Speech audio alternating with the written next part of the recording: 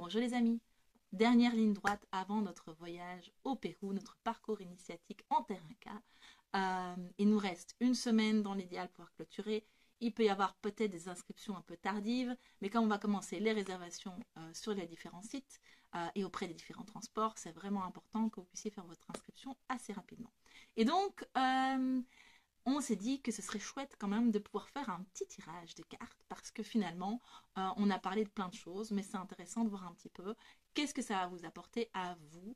Alors ici, on est plus sur du développement personnel et également un peu au niveau spirituel, bien sûr. Et dans le tirage, vraiment, vous allez voir, il y a différentes choses qui vont être abordées. Donc, ce que je vous propose, c'est de faire donc un choix parmi les trois. Vous pouvez regarder juste après. Je vous laisse. Donc, j'ai tiré une carte en fait du jeu qui s'appelle Les Clés du Destin, un très très chouette jeu que je vous recommande. Enfin, je vous recommande de toute façon tous, mais voilà, c'est un oracle de 52 cartes. Oui, les clés nous accompagnent pas mal sur les tirages, donc voilà, ça c'est chouette. Et alors, donc j'ai voulu aborder donc cette première carte pour voir un petit peu quel était finalement l'appel. Donc c'est pour ça que j'ai choisi à la fois des boules de couleur pour vous aider à vous repérer, mais également que la carte soit retournée pour voir un petit peu ce qui fait sens pour vous, ce qui vous parle, ce qui vous appelle, donc pour déterminer quel est le choix que vous devez faire par rapport à ce tirage pour avoir le bon message. Alors, suite à ça, j'ai tiré des cartes donc pour savoir voilà, qu'est-ce qu'on allait un peu travailler, est-ce que vous alliez plus travailler à travers ce voyage, qu'est-ce que ça allait pouvoir débloquer, qu'est-ce qui allait pouvoir évoluer. Et puis j'ai terminé par une carte résultat. Alors comme je fais ça de manière assez intuitive et guidée, je n'ai pas eu de procédure standardisée pour ces trois tirages. Donc ça s'est fait un petit peu comme on m'a dit de faire. Mais donc pour les autres cartes, donc j'ai utilisé deux jeux qui est l'oracle de la gardienne des mythes, alors qui est très fort en lien avec le féminin, avec les personnages sont tous féminins, mais surtout ne vous arrêtez pas à ça, c'est plutôt la part féminine intuitive, instinctive, et vous allez voir que ce ne sont pas des femmelettes. Et puis j'ai utilisé également le jeu l'oracle des chakras du cœur d'Isabelle Serre, donc il y a vraiment un travail qui est proposé. Alors, c'est au niveau émotionnel, mais pour moi, il y a vraiment cette notion euh, de relation à l'autre aussi, qui est un petit peu le fil conducteur, je trouve, de ces trois tirages. Euh, mais bon, voilà, pas que. Bref, je vous laisse découvrir. Donc, ce tirage a été fait dans le but d'amener des informations complémentaires pour ceux qui sont intéressés par faire ce voyage, mais qui se posent encore des questions, qui hésitent encore. C'est néanmoins un tirage qui peut également être utilisé à d'autres fins par la suite. Si vous tombez par hasard dessus, ne vous tracassez pas. Si vous vous sentez appelé à le voir, si vous avez des messages à recevoir à travers ce tirage, il faut foncer. Et donc, ce que je voulais vous dire également, donc moi, je lis les cartes de manière intuitive, j'interprète, je reçois en même temps des canalisations. Donc, n'hésitez vraiment pas. Si vous recevez un autre message, que la carte pour vous, quand vous la voyez, le message c'est autre chose, ça n'est pas du tout incohérent. Faites-vous confiance, c'est important. Le message que vous devez recevoir est d'office le bon. Donc, celui que vous recevrez intuitivement ou en canalisant ou au moment où vous voyez la carte, c'est à ça que vous devez faire confiance plus qu'à ce que je vous dis. D'autant plus que voilà, c'est destiné plus principalement pour ce voyage au Pérou.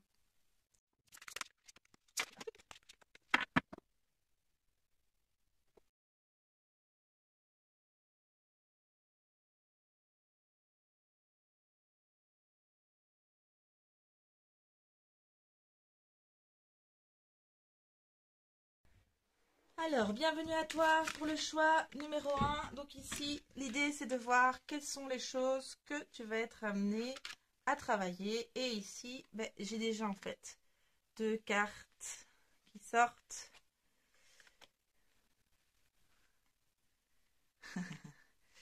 Et j'en ai une troisième ou pas? Ok, donc ces deux-là. Donc concrétisation des projets. Alors la notion de temps, ça après j'ai ça votre appréciation. Moi je tiens pas compte du temps parce que le temps c'est très très très très compliqué. Donc voilà, ici il y a vraiment cette notion, cette corrélation entre finalement la première carte qui parlait des opportunités, de pouvoir élargir son champ des possibles, où il y avait finalement plein de cœurs, donc ça ramène à l'amour et aux choses qui sont pleine de douceur, d'affection réciproque. Donc ça peut être l'amour un peu dans tous les sens du terme. Il y a cette notion de lien avec la nature, avec la terre, avec les esprits, avec le vivant sous toutes ses formes. Alors je trouve ça assez drôle d'avoir finalement ces petits cœurs-là et de parler aussi ici de l'âme sœur. Moi, ça revient plutôt à parler de l'amour, cette carte-là, je l'interprète plutôt comme ça, avec ce papillon qui rapporte quand même cette notion de transformation, et avec le fait de pouvoir cheminer vers la concrétisation des projets, qui sont quand même, alors toujours en lien quand même avec le chiffre 3, là, nos 3 tournesols en arrière-plan, donc c'est vraiment des fleurs très solaires, et avec ce puzzle qui constitue quand même la maison, donc il y a vraiment cette notion de foyer, de stabilité. Et c'est comme si, voilà, le voyage pouvait être, en tout cas, peut-être pas la dernière parce que il y a toujours cet éternel travail, mais en tout cas une pierre importante à l'édifice de la réalisation de tes projets, d'une manière ou d'une autre, par rapport aux messages que tu vas pouvoir recevoir, aux choses que tu vas pouvoir expérimenter, aux liens que tu vas pouvoir tisser avec d'autres lors de ce voyage. Donc voilà, il y a cette notion vraiment de cheminer en élargissant donc ce champ des possibles, en lien avec l'amour et en lien également avec, pour moi, quelque chose qui est plus ancré, qui est plus dans la matière, avec ce puzzle qui parle également, qui est en forme de maison, donc vraiment de stabilité, de foyer. Et donc, je parle évidemment stabilité et foyer dans notre propre intérieur, donc pas à l'extérieur. Donc ça ne veut pas dire nécessairement avoir quelque chose qui est bloqué à un endroit précis, mais vraiment plutôt trouver cette sérénité, cette stabilité à l'intérieur de soi, à travers le lien et à travers l'amour. Alors, le résultat vers quoi le résultat, on va dire, attendu, ou la conclusion qu'on pourrait attendre par rapport à ce voyage. Donc pour ça, je vais aller chercher ici. Elle vient assez vite. Donc on arrive sur Maat. Il y a vraiment, ça parle ici, donc chaque choix, c'est un lapsus révélateur. Chaque choix engage votre responsabilité. Donc il y a cette notion quand même de reprendre son pouvoir personnel, de pouvoir oser finalement saisir certaines opportunités, de pouvoir avancer donc dans la matière par rapport à ça.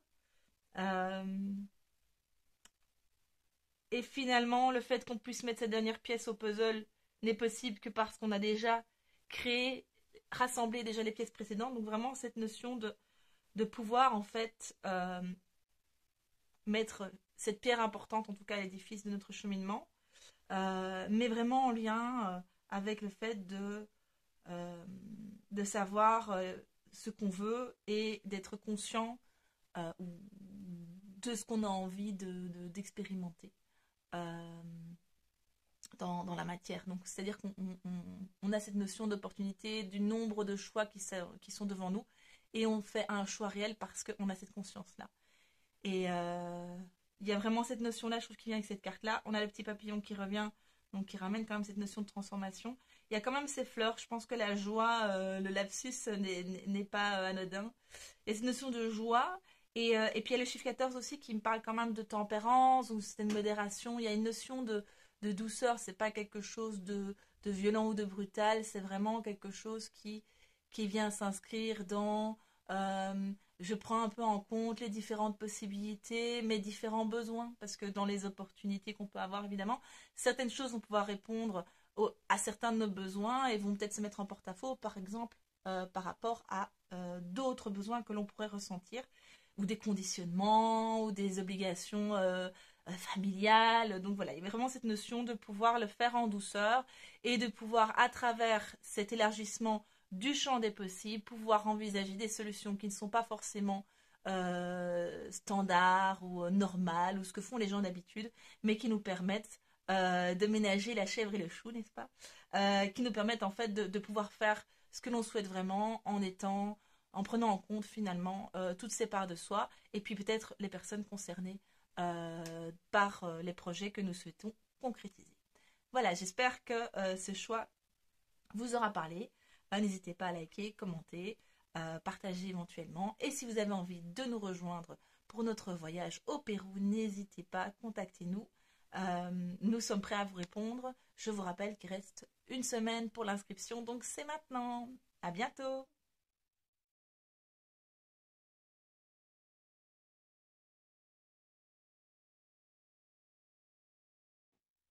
Bienvenue à toi pour le choix numéro 2, cette magnifique carte du dépassement sur laquelle on peut voir une magnifique montagne qui n'est pas évidemment sans nous rappeler le Machu Picchu que l'on va pouvoir découvrir et grimper un petit peu.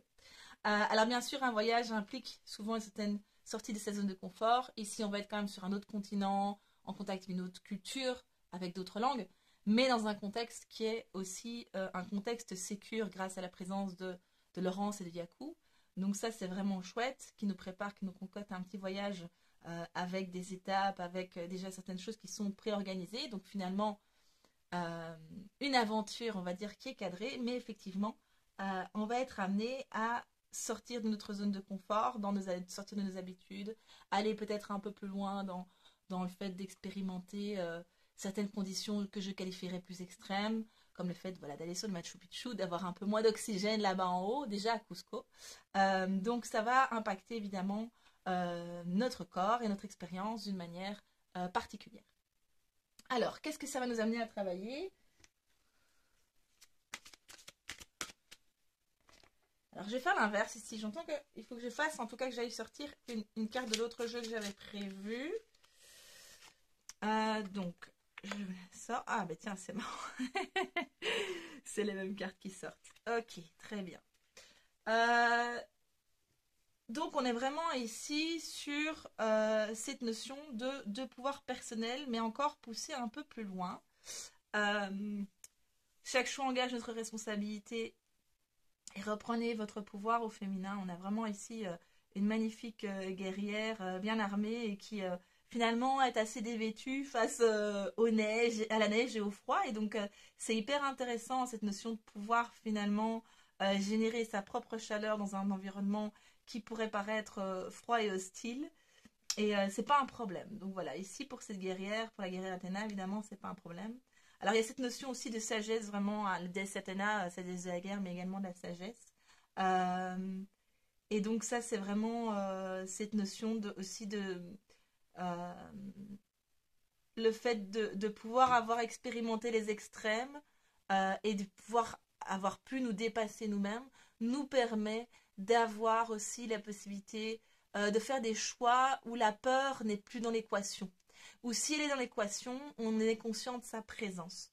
Et donc là, voilà, ici, je reviens à un niveau de la responsabilité, donc par rapport à la peur que l'on peut avoir. Alors ça peut être parfois dans des choses anodines et on ne se rend pas toujours compte. Donc c'est vraiment intéressant de pouvoir justement dépasser cet aspect-là.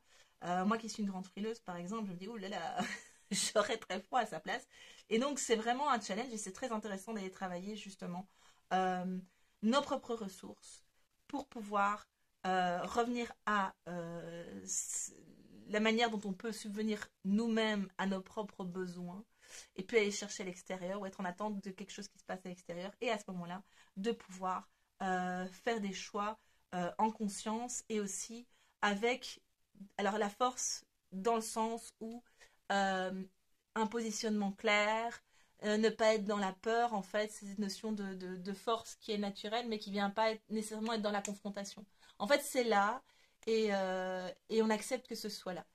C'est comme un arbre, on va pas lui foncer dessus en disant c'est pas grave, il pliera bien. Non, l'arbre il est là, on fait avec et on sait que il y a peu de chances qu'il tombe si on le pousse, donc on respecte. Et il y a cette notion vraiment, à travers cette force intérieure et ce rayonnement finalement intérieur, le fait de pouvoir subvenir soi-même à ses propres besoins et pouvoir développer cette confiance en soi, et bien l'impact que ça peut avoir sur l'extérieur par notre propre positionnement et par finalement le fait qu'on émane cette force intérieure. Alors, qu'est-ce que ça va venir, le résultat finalement attendu? Et là, on me demande de rester dans la même carte. Donc, n'hésitez pas à aller jeter un coup d'œil au choix précédent si vous avez envie. Donc, on ne dit encore pas celle-là. On va aller voir un peu ce qui sort pour cette conclusion, une issue.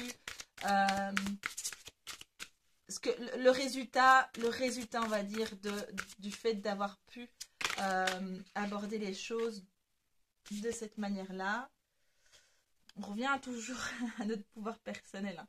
Retrouvez le chemin de votre souveraineté. Il y a une notion de juste place avec cette carte, vraiment.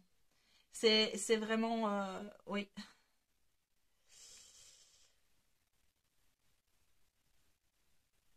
La juste place dans le juste rôle.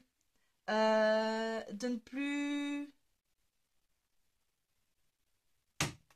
Il y a cette notion d'errance qui s'arrête, de ok, qui suis-je, où vais-je. En fait, ben voilà, la question ne va plus se poser de la même, enfin, elle ne se posera plus en fait, plus de la même manière dans le sens où ça va devenir beaucoup plus clair. Et donc, il y a cette notion quand même de retrouver le chemin. Donc, c'est une notion de revenir vraiment à un positionnement qui est juste aligné pour soi. Mais c'est plus profond que ça aussi. C'est vraiment le fait de euh, comme le fait d'arrêter de courir partout pour maintenant, ok, ce que je veux c'est ça et j'avance dans ce sens. En ce sens, ça rejoint pas mal Athéna. Hein. Enfin, en tout cas, je trouve qu'elle elle amène cette énergie et c'est vrai que Matt aussi par rapport au descriptif ici du choix de la responsabilité. Ok, maintenant c'est bon, j'ai fini de courir comme une poule et tétée un peu partout. Là maintenant, j'ai décidé que je veux faire ça ou que la personne que je suis, j'ai envie d'incarner la personne que je suis vraiment et je prends cette place indépendamment de ce qui se passe autour. Moi, je bouge et le monde va bouger en fonction. Le monde va s'aligner. Je vais être la montagne que l'on respecte et qu'on n'essaie pas de changer parce que la montagne, elle est là et elle est ce qu'elle est. Et donc, il y a vraiment cette notion de pouvoir reprendre sa juste place. Euh, alors, ça peut être vraiment très, très pragmatique, peut-être être vraiment dans un bon endroit géographique, hein, donc c'est pas. Mais ça peut être aussi une juste place au niveau d'une dynamique familiale, d'une dynamique professionnelle. Enfin, je veux dire vraiment de trouver, hop, là maintenant, ok, je décide. Parce qu'il y a cette notion aussi de je décide. Si je ne tiens plus compte de ce qui se passe à l'extérieur, je prends en compte ici ma responsabilité à moi et je fais le choix de prendre la position que je souhaite prendre. C'est-à-dire, je viens me recentrer sur ce que je veux vraiment, sur ce que je suis, sur mes forces, sur ce que j'ai envie d'incarner, ce que j'ai envie d'expérimenter dans ce monde. Et je l'incarne avec force. On a à nouveau ce chiffre 3, notre chiffre 3 qui nous accompagne pas mal pour ce voyage avec ces trois montagnes. 3, alors c'est l'impératrice, hein, le 3, donc le pouvoir de femme sur la terre, comme on dit parfois. Et donc il y a cette notion aussi de, allez, de création, de passer de 2 à 3, donc la naissance d'autres choses. Euh, et donc pour parvenir à ça, on a vraiment ce 3, le 2, le 3, le 3, le 2 qui reviennent. On a toutes les cartes qui font 5. Donc, si vous regardez les chiffres ici, donc on a 14, on a 23, on a 32. Alors 5 pour moi, c'est en lien plutôt avec le pape. Donc on a plutôt une notion de guide spirituel, de guérison spirituelle, d'accompagnement, de pouvoir euh, dans la co-création, co-créer finalement dans ce monde, quoi, co-créer avec les gens, pouvoir amener justement à être un guide, alors pas le guide qui impose, mais le guide qui permet de poser un regard différent sur les choses, qui permet d'avoir l'accompagnement quand on en a besoin, le soutien quand on en a besoin, et peut-être juste la bonne intervention, la bonne phrase qui permet à l'autre de voir les choses autrement ou de débloquer des situations ou d'apaiser ses émotions. Donc voilà, c'est tout pour le choix numéro 2. J'espère que ça vous a plu. N'hésitez pas à liker et à partager. Et n'oubliez pas, il nous reste une semaine, peut-être un peu plus si on tire, mais une semaine normalement pour la clôture des inscriptions pour notre voyage au Pérou. Si vous vous sentez appelé, n'hésitez pas à nous contacter pour plus d'informations. À bientôt!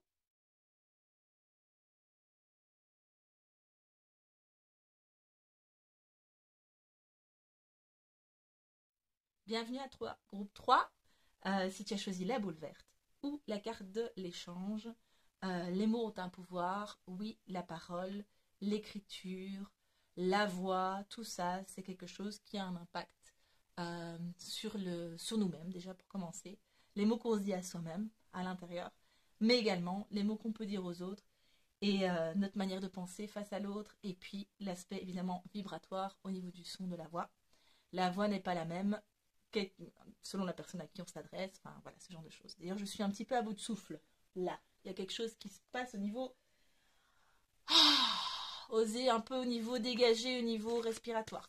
Pouvoir enlever certaines choses qui nous empêchent de respirer et de parler librement. On dit oui, on dit je et on ose. Et cette notion aussi d'oser. Alors, on va aller voir un petit peu là maintenant qu'est-ce qu'on va venir travailler lors de ce voyage. Ici, ça prend du temps. Voilà. Je peux prendre les deux. Alors, ça parle vraiment de relationnel. On est vraiment dans du relationnel super drôle. Je n'ai pas compte des dates. Les petites dates qui mettent en dessous. On a cette clé qui vient un peu nous rappeler, c'est important d'avoir quelques clés pour pouvoir débloquer des choses. Il y a cette notion de vie en commun, le fait de vivre ensemble pour pouvoir être vraiment dans une certaine sérénité relationnelle, pouvoir faire évoluer les choses, sachant que le monde est en mouvance permanente finalement, les gens également, et donc pouvoir avoir cette fluidité, cette mobilité et cette adaptation permanente à l'autre, eh bien ça ne peut se passer qu'avec la communication, quelle que soit sa forme, mais les mots aident vraiment beaucoup à avoir des clés de compréhension supplémentaires de l'autre, de ce qu'il traverse, de ce à quoi il aspire. Et également, ça nous aide, nous, à l'intérieur de nous, à structurer notre pensée, à voir aussi qu'est-ce qu'on souhaite, qu'est-ce qui est facile pour nous, qu'est-ce qui peut être difficile. Les mots qu'on emploie ne sont pas anodins, même quand ce sont des pensées. C'est hyper intéressant d'aller voir, mais tiens, pourquoi est-ce que j'ai dit ce mot-là? Quand c'est un lapsus, c'est intéressant. Mais c'est également intéressant de voir pourquoi j'ai utilisé ce mot-là plutôt qu'un autre, ou la manière de formuler plutôt qu'une autre. Il y a vraiment cette notion de rencontre de l'autre, mais je dirais dans le sens plus spirituel. Et évidemment, ici, on pourrait dire, bon, comme c'est évidemment l'oracle du chakra du cœur, donc c'est un peu plus en lien avec le côté émotionnel, donc on pourrait penser à ce que ce soit une rencontre amoureuse, et c'est pas impossible. Moi, je le vois plutôt dans un côté festif, de joie, de pouvoir rencontrer l'autre depuis un espace du cœur qui est vraiment l'espace du plaisir et de l'échange aussi, de la rencontre, mais l'échange, je reviens sur le mot, mais et pouvoir échanger des mots, pouvoir échanger des visions, pouvoir échanger des émotions, pourquoi pas. Et donc le fait d'être dans cet échange et pouvoir ouvrir, élargir ce dialogue, de pouvoir contribuer à ce bien vivre ensemble. Je sens qu'il n'y a pas beaucoup de choses que je dois dire en plus, et donc on peut aller un petit peu sur l'issue. Ah non, on me dit, il y a un truc à travailler plus en particulier. Ok. Qu'est-ce qui va être vraiment important? Donc, on me dit de le laisser comme ça. Il y a une notion dans l'enfant retourné, une notion d'infertilité. J'entends croyance d'infertilité. Limite au niveau de un manque de conscience de tout le potentiel créateur qu'il peut y avoir derrière chaque rencontre, qu'elle soit réelle ou virtuelle, derrière chaque échange, derrière chaque mot. Il y a cette notion de croyance qu'il y a une infertilité. On croit que ça n'a pas d'impact. Et pourtant, l'impact est exponentiel. J'entends, c'est vraiment la goutte d'eau qui peut faire déborder le vase. Donc c'est quelque chose qui est hautement important. Et donc dans la manière dont on va interagir avec l'autre, la conscience de ce pouvoir que peuvent avoir non seulement les mots, mais la manière dont on s'exprime, la manière dont on échange, la manière dont le flux verbal, si on parle vite, si on parle lentement. On s'adapte naturellement par exemple aux enfants, on va communiquer avec nos animaux d'une manière différente. Donc tout ça, oui, cette intelligence émotionnelle qui va se développer par la conscience que tout ce que l'on dit, tout ce que l'on communique est vibration. Je vous le dis tel que je l'entends, hein, c'est vibratoire. Alors évidemment, à l'inverse, c'est également vrai, mais ici, donc c'est-à-dire que ce que l'autre dit et ce que l'autre va, va émettre finalement comme son va avoir aussi un impact sur nous d'un aspect vibratoire. Et je sens qu'en fait, c'est pas dans ce que ça va nous apporter, cette conscience, mais dans le fait que la conscience que ce que l'autre va dire, les mots qu'il va utiliser, les intonations ne sont que le reflet de son monde intérieur à lui, et ça lui appartient. Et donc il y a cette notion d'impact qui va être sur nous, qui va être limitée aussi. Donc y a cette notion que la parole de l'autre va être limitée dans l'impact que ça peut avoir sur nous-mêmes, sur qui nous sommes, sur nos émotions, sur nos manières de voir les choses. Ou en tout cas, si ça a un impact, c'est un impact que nous aurons conscience et que nous aurons choisi et qui ne sera pas délétère, ce sera constructif. Ce sera conscient, constructif. Mais le fait de pouvoir être conscient que chaque parole, chaque rencontre, même une rencontre anodine, euh, chaque échange, dialogue, même avec une personne qu'on ne reverra jamais et qu'on ne connaît pas, peut impacter toute notre vie en fait. Bon, après, il y a tous les aléas du quotidien, mais... euh, et ici, il y a vraiment cette notion, dans la vie au commun, de voir les choses à une échelle beaucoup plus large que l'échelle entre humains. Donc il y a vraiment cette notion de reconnexion aux éléments, donc aux esprits de la nature, aux vivants sous toutes ses formes, comme j'aime bien dire, sur différents plans. Donc je suis une personne convaincue qu'il y a un dialogue à avoir avec un peu tous les plans pour pouvoir être dans une démarche d'harmonie. Et donc pouvoir entrer dans une rencontre, dans la rencontre de l'autre dans le sens le plus large du terme, donc l'autre pas forcément uniquement humain, avec de la joie, avec de la bienveillance, avec de la célébration, le fait de fêter les choses ensemble et d'avoir de partager quelque chose de chouette ensemble, le fait que ça vient être vraiment une clé importante euh, dans, dans, dans la manière dont on va interagir avec l'extérieur. Et il y a vraiment cette notion de réouvrir le dialogue.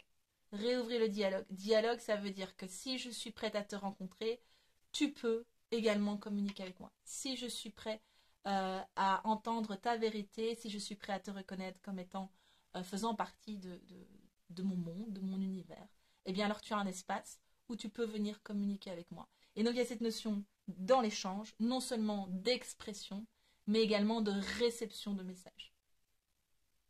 Ok, ça c'est vraiment important. Est-ce qu'on peut partir, est-ce qu'on peut considérer que... On va retirer juste une petite conclusion. Donc ce que je vais faire, c'est que je vais mettre ça ici. Et je vais tirer un peu une conclusion, ce que ça va permettre. Enfin, déjà, vous avez pas mal d'infos, hein, mais il y a vraiment cette notion de comment ça va s'ancrer dans la matière. Ok, c'est celle-ci. Bon, on revient toujours au pouvoir personnel. Je pense qu'il n'y a pas de hasard. Je ne sais pas si toutes les cartes parlent de pouvoir.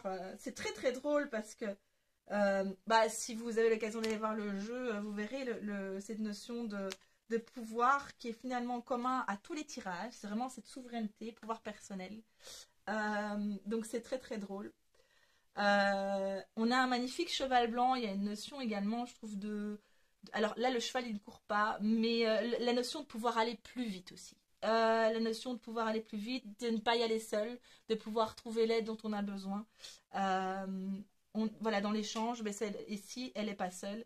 Elle est accompagnée de son cheval, qui est un fidèle compagnon pour ceux qui aiment les chevaux comme moi. Avec aussi cette couleur blanche qui amène la pureté. Et ces magnifiques papillons. Et là aussi, je me dis, mais dans le jeu, ils ont plein de papillons. Mais en fait, il y en a. Il y en a quand même quelques-uns, mais je dirais, ouais, il y en a quand même pas mal. Donc ça, à la limite, on peut remettre en question. Ici, en tout cas, voilà, on a une femme qui parle quand même d'éclairer ses pardons pour renaître à la souveraineté. Moi, ce que j'entends là-dedans, c'est pouvoir montrer finalement à l'extérieur et exprimer les parts de soi qu'on garde plutôt pour soi et qu'on ne partage pas nécessairement et qui pourraient effectivement être non seulement un cadeau pour les autres dans la relation, pour leur permettre aussi d'avoir peut-être une vision différente ou d'évoluer, mais aussi simplement donner une chance à la relation et de pouvoir à ce moment-là être dans une vie en commun, c'est-à-dire dans de la co-création sur ce plan ici, et pouvoir évoluer ensemble. Donc il y a vraiment cette notion d'évoluer ensemble. Donc voilà.